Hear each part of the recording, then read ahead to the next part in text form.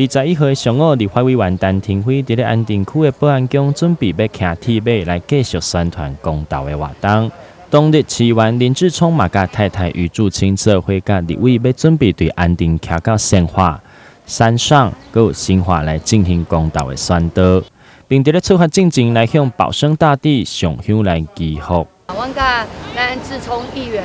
一起来举办着对咱这个安定来出发。安定代表咱台湾要安定，都爱投死的公投的无同意，安尼咱台湾才会安定。所以这非常有意义，对安定出发，我们要行善化、山上、新化，希望讲会当行遍到每一个区域，走遍每一个区域，让每一个区域的民众感受到说，原来这一场公投是每一个人的事，只有每一个人的代志，伊才会当真真正正伫12月